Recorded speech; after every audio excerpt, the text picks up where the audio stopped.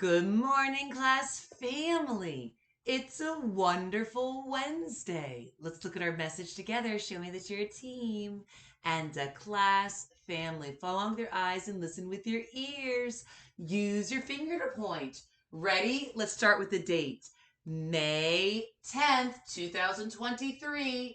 Dear class family, today is Wednesday. We will learn a lot at school. First, we review letters, sounds, and blends. Next, we will research a topic and use vocabulary words.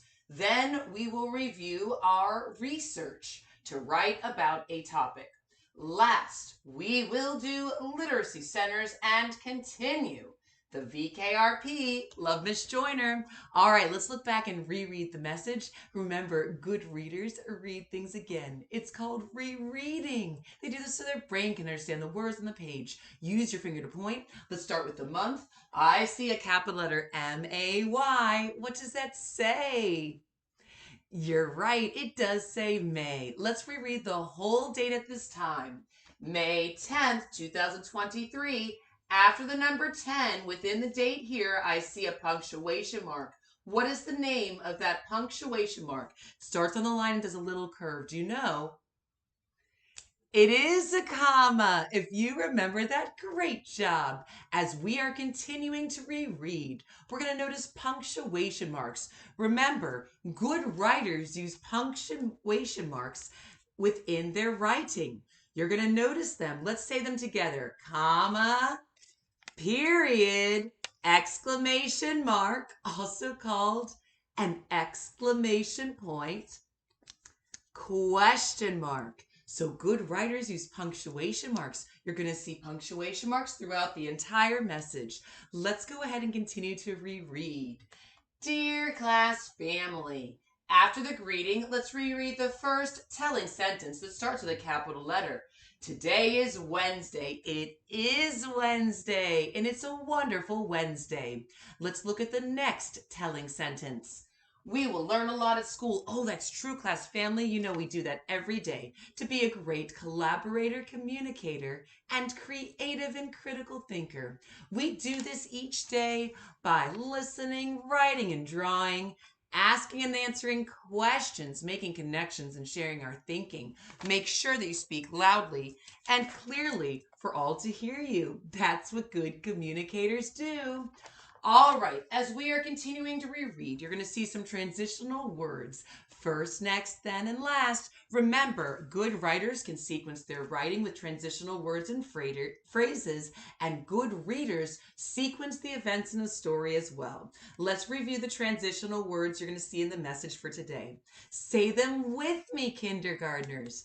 First, next, then, last. All right, now I see this transitional word that starts with F on first. First, we'll review letter sounds and blends. We'll use our word wall as a resource to review the ABCs. We'll also use some YouTube channels, and we're going to pump our brains with knowledge reviewing letter sounds and blends. It's going to be fantastic.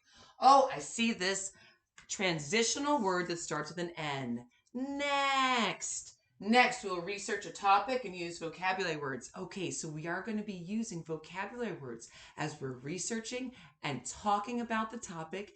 Okay, so we're going to be learning some new things and using those words as we are speaking. Oh, I see another transitional word. Then. Then we will review our research to write about a topic. We will review our research, we'll look back at our notes, and we'll be able to use that information to write sentences about the topic. All right, let's look at this next one. Oh, it starts with L-lamp. Oh, last. Last, we'll do literacy centers and continue the VKRP. Love Miss Joyner. All right, we will do literacy centers. And when we're doing literacy centers, we're going to have a read-on volunteer visit our classroom to pull groups of students together. We're so excited because we'll be able to read and discuss our thinking. And we're also going to be doing Lexicon Core 5 reading program, some other centers within the classroom.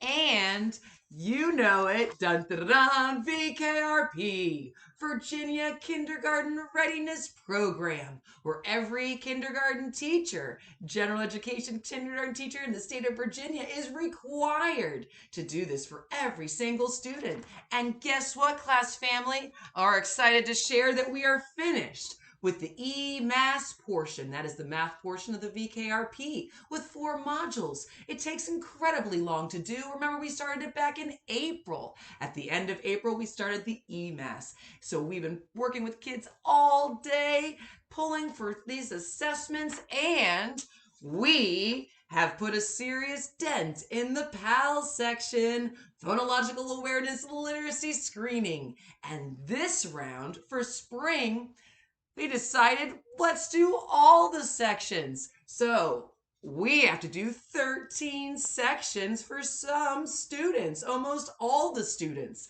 Over 20 out of 25 kids in our class family speak English as a second language. They were learning English this year. So you can imagine how long this assessment takes for each teacher to pull students individually. My goodness, but we're almost done, aren't we? And we're learning so much information about how much each child has grown and learned this year in school. All right, now let's go ahead and look at our would you rather question for today. We're going to do a T-chart and have the 2 different option choices at the top of the T-chart. The question is, would you rather hold a snake or a frog? Why? All right, let's see. Would you rather hold a snake or a frog? Why? Think about your reason and we'll practice being a great communicator and sharing our thinking, and put a tally mark under hold a snake or hold a frog and see what your reason is.